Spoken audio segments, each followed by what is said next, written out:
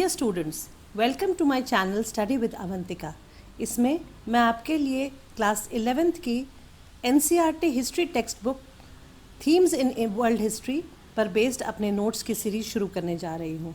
मेरे notes chapter के content पर प्योरली बेस्ड हैं, जिससे आपको समझने में और लर्न करने में, याद करने में आसानी होगी। शुरू करने से पहले मैं आपको बता दूं, इस साल यानी 2020-2021 सेशन में पेंडेमिक की वजह से टेक्स्ट बुक के 3 चैप्टर्स डिलीटेड हैं, यानी आपके सिलेबस या कोर्स ऑफ स्टडी से हटाए हुए हैं। ये चैप्टर्स हैं theme 1 early societies complete chapter, theme 5 nomadic empire complete chapter and theme 8 confrontation of cultures complete chapter. तो आइए शुरू करते हैं। हमारा आज का टॉपिक है theme 2 writing and city life.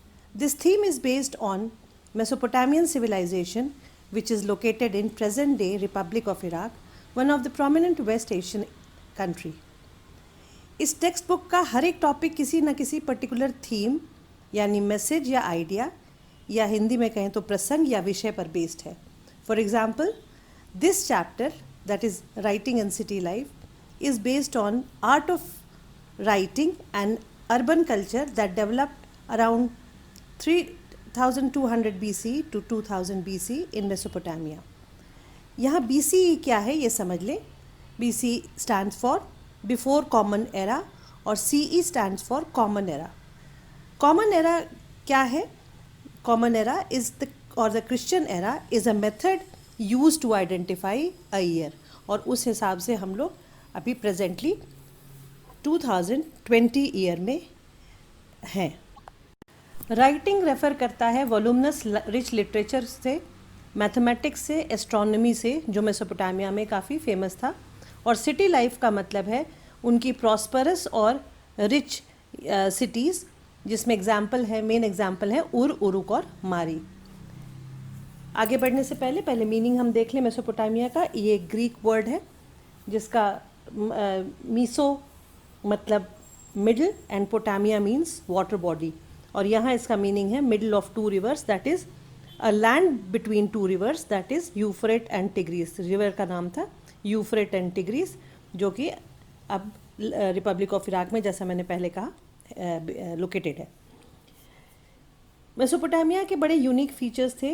It was known for prosperous cities, rich literature, mathematics and astronomy, जो मैंने अभी आपको टॉपिक समझाते समय बताया। और इसका रिच लिटरेचर के लिए जो सबसे इम्पॉर्टेंट चीज़ होती है वो होती है language. So the spread and significance of Mesopotamian language भी हम देखते हैं। Mesopotamian writing system and literature spread to various areas. अलग अलग जगह पे इसके जो राइटिंग सिस्टम था और लिटरेचर था मेसोपोटामिया का, वो काफ़ी फैला। सबसे पहले ईस्टर्न मेडिटेरेनियन में, यानी भूमध्य सागर के ईस्ट में, पूर्व में, नॉर्दर्न सीरिया में और टर्की में। ये इन जगहों पे मेसोपोटामियन लिटरेचर काफ़ी फेमस हुआ। और ये कब हुआ? After 2000 BCE, before common era, जो मैंने आपको समझाया। एंड हु स्पोक और used these languages? Mainly kingdoms of pharaoh, जो इजिप्ट में, and all those which I have mentioned, that is Eastern Mediterranean, Northern Syria and Turkey, ये सारी जगहों पर मेसोपोटामियन लैंग्वेज ही बोली जाती थी। ये शो करता है कितना सिग्निफिकेंट था इनकी भाषा, कितनी इम्पॉर्टेंट थी। अब हम ज़रा राइटिंग के डेवलपमेंट को देख लेते हैं। How did writing develop gradually? धीरे धीरे करके कैसे इनकी जो लिखाई थी या जो राइटिंग थी, ये कैसे आगे बढ़ी, इसको हम पीरियड वाइज देखेंगे। सबसे पहले बिफोर 2000 BCE, अर्बनाइज साउथ में, इस पूरे एरिया के जो अर्बनाइज सदर्न पार्ट था, उसमें 2 लैंग्वेजेस, सुमेर और अकड़, सुमेरियन एंड अकड़ियन, जो कि 2 इम्पॉर्टेंट सिटीज़ सुमेर और अकड़ थे, वहाँ की भाषा थी। उसके बाद after 2000 BCE there was a city called Babylon, जो सदर्न रीजन में था, वो भी इम्पॉर्टेंट सिटी था। Then from 1100 BCE, north में Assyria, where a kingdom was established। इनका जो फर्स्ट लैंग्वेज जो मैंने पहले बताया, सुमेर से सुमेरियन, और नेक्स्ट जो लैंग्वेज था वो अकड़ियन था 2400 BC पे, और it remained, Akkadian language remained till 336 to 323 BC, यानी अलेक्जेंडर के टाइम तक अकड़ियन लैंग्वेज वहाँ एग्जिस्ट करता था. And from 1400 BC, Aramaic language, which is similar to Hebrew, it was spoken after 1000 BCE. Still in some places in Iraq this language is spoken.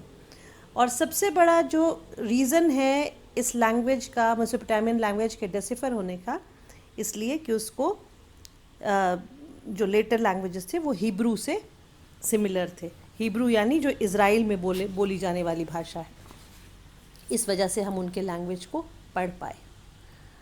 Mesopotamia contemporary था Harappan, Chinese, Egypt, Babylon के civilisation से. इसमें हम ज़रा sources of history एक बार देख लेते हैं. The second segment of the chapter will be sources of history. Excavation जो था मेसोपोटामिया का मॉडर्न एज में, वो शुरू हुआ 1840s, 1840 के समय में. और कहाँ उन्होंने सबसे पहले एक्सकेवेट करना शुरू किया? इनके जो 3 में से 2 फेमस सिटीज़ थी, उरुक और मारी में. और क्या क्या मिला? What was found? क्या क्या मिला यहाँ पे एक्सकेवेट करने में, खुदाई करने में? Buildings, statues, ornaments, graves, tools, seals and the most important epigraphic example, that is written documents. इसलिए मेसोपोटामिया को सबसे ज़्यादा जानना आसान हो गया, क्योंकि archaeological as well as epigraphist दोनों एविडेंसेस मिले. आर्कियोलॉजी में मॉन्यूमेंट्स, बिल्डिंग्स एक्सेट्रा, और एपिग्राफी में रिटन डॉक्यूमेंट. इसका क्या मतलब हुआ कि दोनों तरीके से Mesopotamia was rich, from building point of view, from statues, ornament etcetera, from matter point of view and from written document point of view. जो यूरोपियंस इसको एक्सकेवेट कर रहे थे उनके लिए Mesopotamia was considered very important. तो यहाँ एक क्वेश्चन आता है, why Mesopotamia was important for Europeans? Reason ये था, reference of Mesopotamian region was found in Old Testament. First part of Bible जो है, जिसको ओल्ड टेस्टमेंट कहा गया, वहाँ पे मेसोपोटामिया का जो सिटी था सुमेर, जो सबसे अर्लीस्ट सिटी था, उसको शिमर नाम से उसको मेंशन किया गया है, और इसको कहा गया है land of brick built city. इस वजह से यूरोपियंस मानते थे कि ये हमारे एंसेस्टर्स की ज़मीन है. सो इसलिए ये और ज़्यादा एक्साइटेड थे एक्सकेवेट करने को, खुदाई करने को, इस एरिया को जानने के लिए. अब देखते हैं यूरोपियंस ने जो एक्सकेवेशन किया वो कैसे किया, how the excavation was done. Mid 19th century में the exploration became very fast. जो 1840s का जो मैंने पीरियड बताया था, जो शुरू किया, तो ये बाइबल के रेफरेंस की वजह से, old Testament first part of Bible के रेफरेंस की वजह से जल्दी जल्दी एक्सप्लोरेशन होने लगा.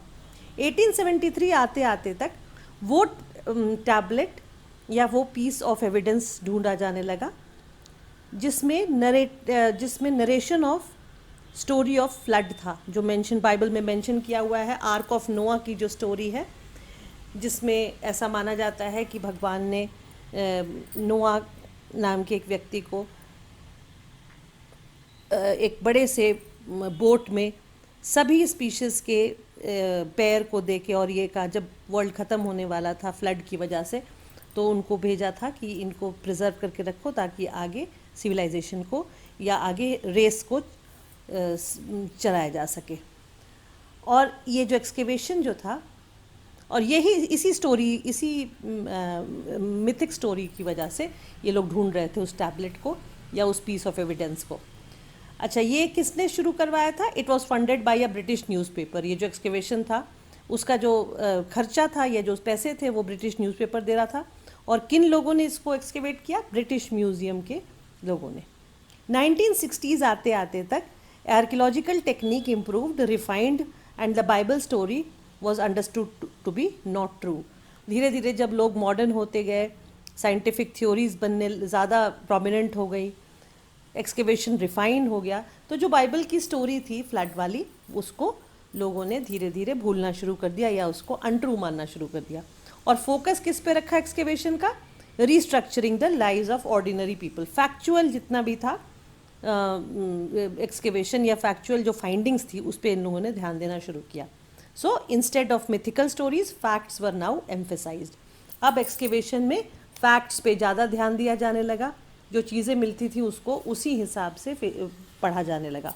हम थर्ड सेगमेंट पे अगर आएँ तो सबसे पहले हम जोग्राफिकल लोकेशन ऑफ मेसोपोटामिया, अगर धीरे धीरे अब केस स्टडी की तरफ बढ़े to understand more about Mesopotamia, तो ये थर्ड सेगमेंट हमारा है geographical location of Mesopotamia. Mesopotamia was known for diverse environment and agriculture. जो दो बेसिक चीज़ें थी नेचर से गिवन वो थी, एक तो इनका एनवायरनमेंट बहुत डाइवर्स था और दूसरा सदर्न पार्ट जो था उसमें सिल्ट की वजह से, जो नदियों से सिल्ट आता था, गाद आती थी, उससे एग्रीकल्चर बहुत ज़्यादा रिच था। यहाँ क्वेश्चन हम अगर देखें तो there is a statement, Iraq that is Mesopotamia is a land of diverse environment. In the light of this statement, describe the various geographical features of this place. तो अगर हम जोग्राफिकल लोकेशन या उसके features को देखें तो इस तरह से क्वेश्चन आ सकता है, और इसको हम 4 पार्ट में डिवाइड करेंगे जोग्राफिकल फीचर्स को, नॉर्थ ईस्ट एंड साउथ। तो सबसे पहले नॉर्थ ईस्ट अगर देखें तो नॉर्थ ईस्ट वर ग्रीन प्लेन्स, जिसको अनड्यूलेटिंग प्लेन यानी अप्स एंड डाउन्स के साथ जो प्लेन्स था वो वहाँ पे था। उसके बाद the trees were covered had covered the mountain range and streams were very clear and sufficient rainfall for good agriculture which began in the period of 7000 to 6000 BC। यानी काफ़ी पहले से, बिल्कुल अर्ली पीरियड से यहाँ पे खेती होती थी, क्योंकि बारिश अच्छी होती थी, स्ट्रीम्स थे, और बारिश होने का जो सबसे अच्छा मीडियम था that is tree covered mountain range, वो पूरा था वहाँ पे। देन अगर नॉर्थ की तरफ अगर हम बढ़ें तो नॉर्थ में भी विल फाइंड स्टेपीज ग्रासलैंड। यहाँ पे स्टेपीज ग्रासलैंड होने की वजह से pastoralism was done for livelihood, और विंटर रेन के बाद शीप और गोट जो था वो जो घास हो जाती थी विंटर रेन के बाद, उस पर वो फीड करते थे। ईस्टर्न रीजन में अगर हम देखें मेसोपोटामिया के, तो tributaries of tigris provide communication into mountains of Iran. यहाँ पे नदियों की वजह से ट्रांसपोर्टेशन और उसकी वजह से कम्युनिकेशन पॉसिबल था। सदर्न रीजन में अगर हम देखें, in the south desert we find desert where cities emerge. अब ये बड़ा कॉन्ट्राडिक्टरी लगता है कि डेजर्ट में सिटी कैसे, क्योंकि सदर्न रीजन में जैसे मैंने पहले भी बताया, Euphrates and Tigris from north brought silt that is fertile fertile soil या फिर मड लेके आते थे, इसका डिपॉजिट होता था which was very good for agriculture. Fine mud आता था उसके साथ, नदियों के बहाव के साथ। Then the tributaries of these rivers break into channels making canals for irrigation. Desert area था, बारिश नहीं होती थी, लेकिन खेती बहुत अच्छी होती थी, क्योंकि जो नदियाँ आती थी वो चैनल्स में डिवाइड हो जाती थी और उसके कैनाल्स बन जाते थे, और उससे इरिगेशन करना आसान था, यानी सिंचाई करना आसान था। Less rainfall but fertile due to silt and irrigation canal, जो मैंने अभी आपको बताया कि फर्टाइल इसलिए था क्योंकि यहाँ पे सिल्ट था, यानी फर्टाइल सॉइल था, और कैनाल्स थे इरिगेशन के लिए, सिंचाई के लिए। मेजर क्रॉप्स कौन कौन से होते थे वहाँ पे? Wheat, barley, lentils and peas, इसका मेंशन आता है। उसके बाद एनिमल प्रोडक्ट्स भी थे, क्योंकि स्टेपीज ग्रासलैंड था, एनिमल थे शीप एंड गोट, पेस्टोरलिज्म था पूरा। तो शीप्स एंड गोट्स कहाँ कहाँ थे? स्टेपीज ग्रासलैंड में थे, नॉर्थ ईस्ट प्लेन्स में भी चलते चलते चले जाते थे, और माउंटेन स्लोप्स पे भी पाए जाते थे। And what did they produce? They produced milk and they gave wool and they were also use for meet. तो तीन कौन कौन सी चीज़ें मिली शीप और गोट से? Meat, milk and wool. फिर नदियों से फ़िश मिल जाती थी, अवेलेबिलिटी थी। और जो समर फ्रूट था वो कहाँ से आता था? डेट पाम से, यानी खजूर के पेड़ से। सो ये सारी चीज़ें आपकी एग्रीकल्चर से रिलेटेड और जोग्राफिकल फीचर की वजह से जो पॉसिबल हुआ। अब हम फोर्थ सेगमेंट की तरफ चलते हैं, और यहाँ एक बहुत इंटरेस्टिंग फैक्ट है जो कोई क्वेश्चन में है, आपका बैक क्वेश्चन नंबर 1 में आप देख सकते हैं। Why do we say that it was not the natural fertility and food production that were the causes of urbanization? या इस क्वेश्चन को ऐसे भी लिख सकते हैं स्टेटमेंट में, Cities of Mesopotamia did not grow because of rural prosperity, that is agriculture produce, justify the statement. ये बड़ा एक इंटरेस्टिंग फीचर या कॉन्ट्राडिक्शन कहिए कि इतनी सारी फर्टिलिटी, इतना सारा एग्रीकल्चर प्रोड्यूस, इतनी रिचनेस एग्रीकल्चर में, लेकिन फिर भी मेसोपोटामिया की तरक्की को या उसकी प्रॉस्पेरिटी को एग्रीकल्चर को नहीं क्रेडिट दिया जाता है, अर्बनाइजेशन को दिया जाता है। कि प्रॉस्पर क्यों माना जाता था? अर्बन कल्चर की वजह से, not because of the rich agriculture. तो इसका आंसर अगर हम देखें तो Mesopotamian towns develop due to economic development comprising of trade, manufacture, services यानी सर्विस सेक्टर, और इनको सस्टेन करने के लिए फूड प्रोडक्शन। तो जो फूड प्रोडक्शन या एग्रीकल्चर था वो सिर्फ इसलिए पॉपुलर था या इसलिए ज़रूरी था क्योंकि वो सस्टेन करता था बाकी सारे सेक्टर्स को, जैसे ट्रेड को, मैन्युफैक्चर को और सर्विसेज को। And there were continuous interaction among the city and villages for resources and city people dependent on them. ये भी एक चीज़ थी कि जितना भी प्रोडक्शन होता था शहरों में, उसका जो रॉ मटेरियल या उसका जो रिसोर्सेज था वो विलेज से आता था। तो अगर हम चार्ट बना के या उसमें देखें एग्जाम्पल में, तो सिटी से अगर कार्वर को स्टोन सील की ज़रूरत पड़ती थी तो ब्रॉन्ज टूल्स कहाँ से आते थे? विलेजेस से। उसके लिए ब्रॉन्ज आता था विलेज से, और ब्रॉन्ज टूल्स भी। और कलर्ड सील स्टोन्स की ज़रूरत पड़ती थी तो वो भी विलेज से स्टोन्स प्रोवाइड होते थे। फिर ब्रॉन्ज टूल मेकर जो थे वो कॉपर और टिन कहाँ से लाते थे? विलेजेस की तरफ से लाते थे। और जो फ्यूल होता था वो चारकोल कहाँ से आता था? वो विलेज से। So the mark of urban life was, यहाँ पे एक और फीचर है जो 1 मार्कर के लिए भी आपसे पूछा जा सकता है कि specialisation and division of labour. ये दो चीज़ों की वजह से पॉसिबल था अर्बन लाइफ। एक तो वर्क स्पेशलाइजेशन था और डिवीजन ऑफ लेबर। ऐसा नहीं था कि कोई भी कुछ कर सकता था, प्रॉपर आर्ट की तरह सारा काम होता था, प्रॉपर ट्रेनिंग स्किल के साथ। इसलिए स्पेशलाइजेशन ज़रूरत थी और उसी स्पेशलाइजेशन की वजह से डिवीजन ऑफ लेबर। और अगर हम देखें इसमें तो आगे पॉइंट्स में, need of social organisation in cities. Urban culture को चलाने के लिए ऑर्गेनाइजेशन की बहुत ज़रूरत थी सिटीज़ में। For example trade and storage was needed for fuel, metal, stones and wood coming from different places. इन सारी चीज़ों को स्टोर करने के लिए प्रॉपर ऑर्गेनाइज मशीनरी की ज़रूरत थी। लोगों को अच्छे से हर चीज़ को समझाना, उसको अच्छे से स्टोर करना ताकि बाद में काम आ सके। Then villages supplied food grains to city and उसके लिए भी storage and distribution was required, तो उसके लिए भी ऑर्गेनाइजेशन की ज़रूरत थी।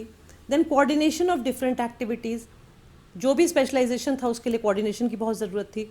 उसमें क्या था, जैसे tools were made from stone and bronze, pots for seal cutters.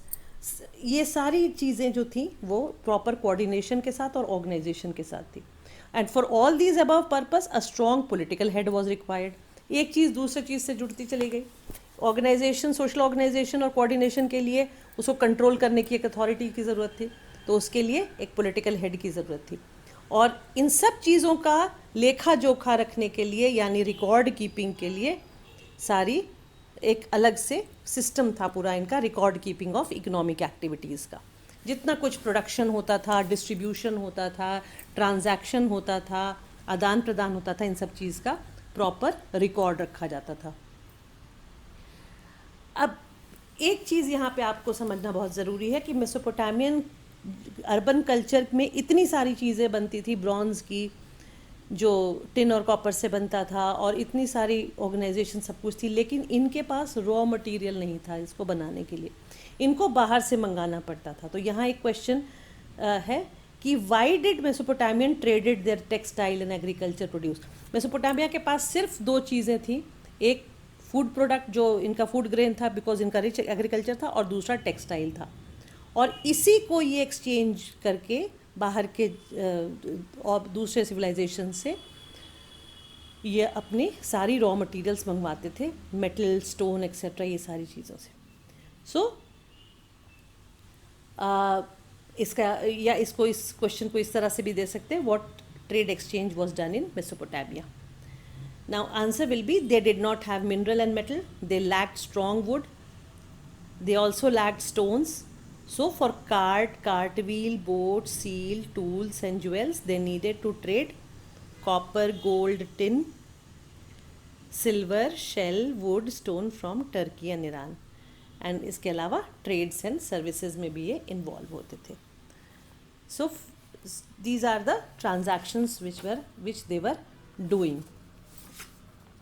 यहाँ एक और क्वेश्चन आता है, एक्सप्लेन द मेन एलिमेंट्स और tools required for urban development in Mesopotamia और what factors made urban development possible in Mesopotamia. ये आपको पिछले जो कंटेंट से थोड़ा रिपीट लगेगा. क्वेश्चन इस तरह भी पूछा जा सकता है और जो क्वेश्चन हम कर चुके हैं वो भी.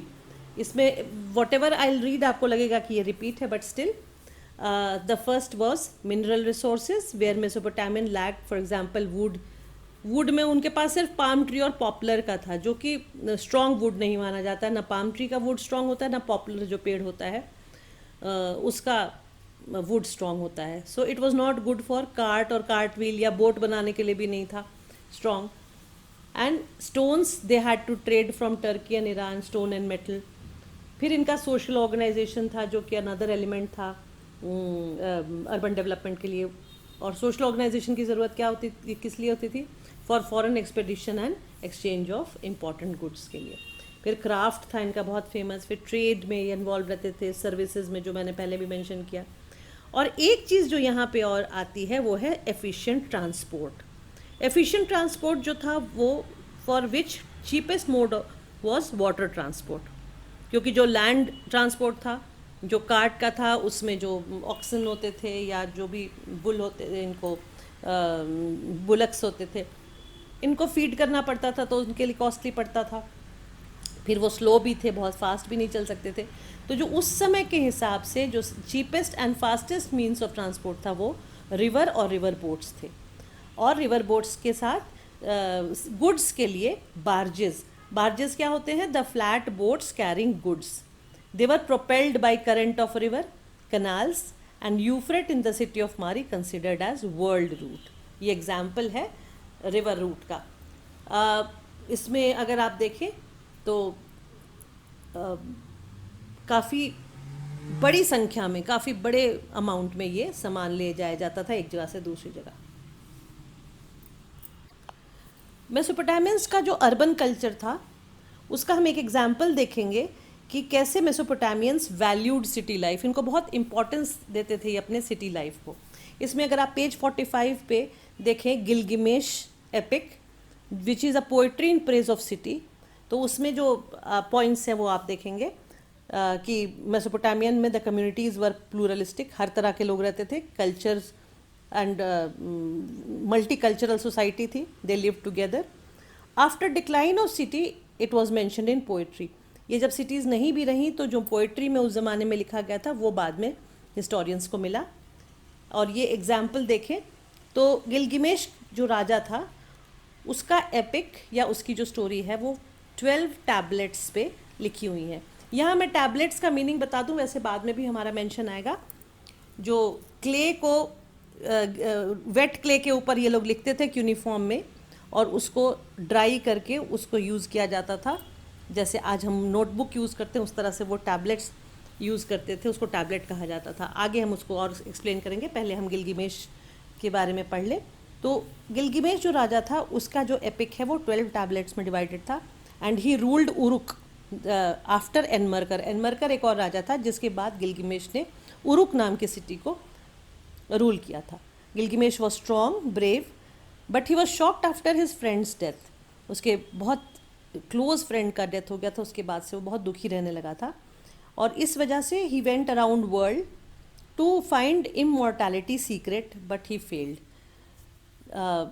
इमॉर्टैलिटी यानी मृत्यु को जीतने का जो सीक्रेट था वो ढूंढने का निकला, लेकिन जैसा आप जानते हैं it is not possible, so he failed.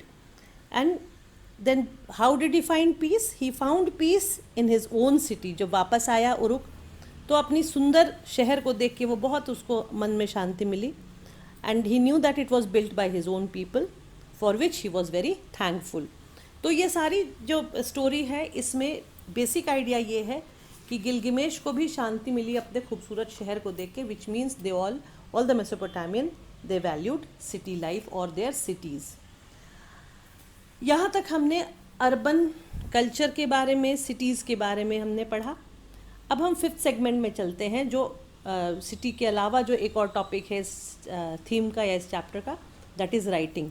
तो ये टॉपिक है डेवलपमेंट ऑफ राइटिंग। इसमें क्वेश्चन होगा शुरुआत का, what is script, what was Mesopotamian script like, why did writing begin in Mesopotamia, और what was the use of script. तो सबसे पहले उसका मीनिंग देखेंगे, उसके बाद स्क्रिप्ट कैसा दिखता था वो देखेंगे, उसके बाद रीज़न देखेंगे कि स्क्रिप्ट लिखने का या भाषा लिखने की क्यों ज़रूरत पड़ी मेसोपोटामियन का। तो फर्स्ट जो आंसर है, which is very simple and very short, spoken sound represented in visible signs are called script. जो हम बोलते हैं उसको अगर हम अपने हाथ से किसी भी तरीके से किसी भी फॉर्म में लिखें तो उसको स्क्रिप्ट कहा जाता है। फिर इन 3200 BC Mesopotamian tablets content pictorial science and numbers. किस तरह की स्क्रिप्ट थी इनकी? पिक्टोरियल स्क्रिप्ट थी, उसमें नंबर्स थे। 5000 list of oxen, fish, bread, loaves, ये सब मिलते हैं उसमें। And these were goods distributed from Uruk temple. ये जो टेम्पल से जाता था उन सब चीज़ों का मेंशन है। चित्राकार लिपि जिसको कहा जाता है, या पिक्टोरियल साइंस। और ये क्यों लिखा करते थे? यहाँ पे जो हम रीज़न ऑफ राइटिंग है वो एक ही है, आगे जाके हम पाएंगे there were various reasons of writing. पहले यहाँ पे हम फोकस करते हैं। Reason of writing was to keep record of transactions. जो भी बाहर जाता था या जो भी आता था सिटी में, उसका लेखा जोखा, क्योंकि उसको हम वो लोग एक साथ दिमाग में रख तो सकते, याद तो रख नहीं सकते थे, तो उसको रिटन फॉर्म में रख लेते थे। They use to keep record of transactions. और क्यों रखते थे?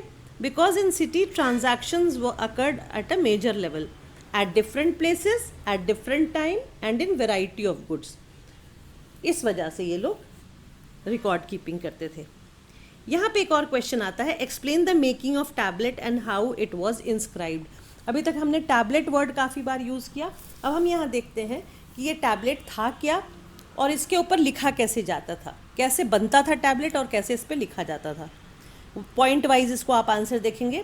Wait clay पैटेड into a size fit into hands. इतना बड़ा क्ले का पीस या इस जो वेट उसका जो अपने हाथ में फिट हो सके ताकि उस पर लिखना आसान हो। Now cuneiform signs pressed on wet smooth tablet. जब तक गीला होता था तभी तक ये लोग उस पर लिख पाते थे, क्यूनिफॉर्म या वेज शेप जिसको कहा जाता है उस साइंस में। आफ्टर सनराइज, जब धूप में सूख जाता था, टैबलेट बिकेम अनडिस्ट्रक्टेबल। इतने सूख जाते थे, इतने हार्ड हो जाते थे कि उनको तोड़ना मुश्किल था। When written record became irrelevant, tablets were thrown away। ये भी एक इंटरेस्टिंग है। इनको जो एक्सकेवेटर्स जो हैं, जो आर्कियोलॉजिस्ट हैं, इनको इतने सारे tablets, hundreds and thousands of tablets इसलिए मिले क्योंकि एक बार जब वो यूज़ कर लेते थे एक टैबलेट को और उसका जब यूज़ ख़त्म हो जाता था तो उसको उठा के फेंक देते, फिर नए यूज़ के काम के लिए नया टैबलेट बनता था और उसको यूज़ करते थे। Each transaction new tablet, hundreds of tablets found, which has prove to be a very rich source of history, as I told you. यहाँ पे राइटिंग से रिलेटेड एक और क्वेश्चन हम देख लेते हैं। Mention the language and reason of writing in Mesopotamia. कौन सा लैंग्वेज था? शुरू में हमने 3-4 लैंग्वेजेस के बारे में पढ़ा था, सुमेरियन, अकडियन, अरामाइक, इन सब के बारे में हमने पढ़ा था, असीरियन। तो उसमें तो क्वेश्चन क्या है, फिर से देख लेते हैं। Mention the language and reason of writing. Reason of writing एक मैं मेंशन कर चुकी हूँ, और भी रीजन्स हैं जो यहाँ हम देखेंगे। द लैंग्वेज वॉज सुमेरियन, जो अर्लीस्ट लैंग्वेज माना जाता है उस रीजन का।